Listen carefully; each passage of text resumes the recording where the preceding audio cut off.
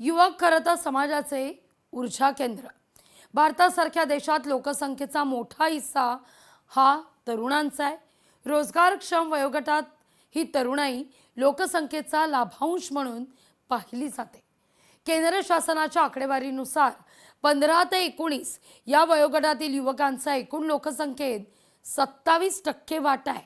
तर संयुक्त राष्ट्रांच्या आकडेवारीनुसार जगातील प्रत्येक 5 युवकांमध्ये एक युवक भारतीय आहे। युवकांची एवढी मोठी संख्या पाहता ही भारताकरता रोजगार, श्रम, बाजारपेठ आणि आत्मनिर्भरता या तीनही दृष्टीने मोठी संधी मानली जाते।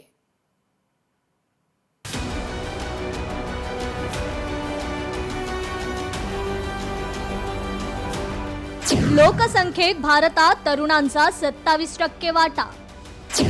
तरुणांच्या देशात कोट्यवधी युवक अक्षरशः निष्क्रिय। भारतीय तरुणांच्या सरासरीत बेरोजगारांची संख्या अधिक। आंतरराष्ट्रीय श्रम संघटनेच्या अलीकडील निरीक्षणानुसार भारतातील युवकांचा श्रम बाजारातील सहभाग त्यांच्या लोकसंख्येच्या प्रमाणाच्या तुलनेत कमी आहे। तो आकडा सातत्याने घटत चाललाय। एकीकडे उच्च शिक्षण घेणाऱ्या युवकांचं प्रमाण वाढत असल्यानं शिक्षण काळात ते स्वाभाविकपणे श्रम बाजार आणि रोजगाराच्या बाहेर असतात। मात्र शिक्षण पूर्ण घेतल्यानंतरही तो तरुण बेरोजगार आहे ही मात्र चिंतेची बाब आहे। आर्थिक पाहणीनुसार भारतातील निम्मे पदवीधर युवक प्रत्यक्ष नोकरीसाठी पात्र ठरतात। याचा अर्थ निम्म्या तरुणांकडे कौशल्य आधारित शिक्षणच नाहीये।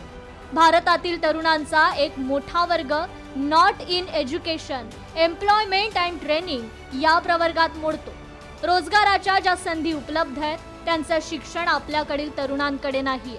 केवळ पुस्तकी आणि परीक्षाभिमुख शिक्षण आणि नीरस अध्यापनामुळे ज्ञानातील नाविन्यता, व्यावहारिकता आणि उपाययोजना क्षमता विकसित होतच नाही। परिणामी पदव्या असूनही युवक रोजगारासाठी अपात्र ठरतोय।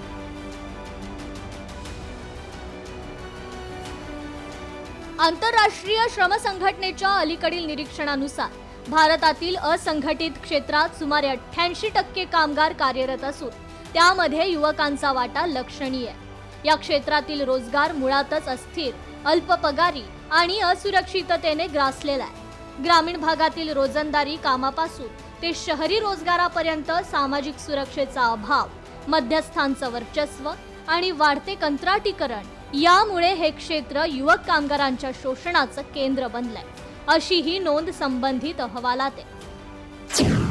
जेनझी पिढी महत्वाकांक्षी, विकसित वेगवान तंत्रज्ञान आत्मसात करणारी पिढी, नव्या तंत्रज्ञानामध्ये कृत्रिम बुद्धिमत्तेचा वापर, क्लाउड कम्प्युटिंग, यंत्रमानव याचा वापर करणारी पिढी।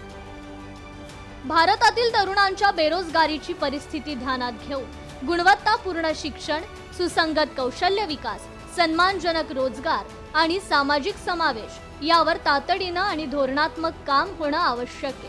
अन्यथा युवकांची प्रचंड लोकसंख्या विकासाची संधी ठरण्याऐवजी डेमोग्राफिक डिझास्टर ठरण्याचा धोका नाकारता येत नाहीये। ब्युरो रिपोर्ट, लोकशाही मराठी, मुंबई। लोकशाही मराठी ऐका, पहा, जागरूक रहा।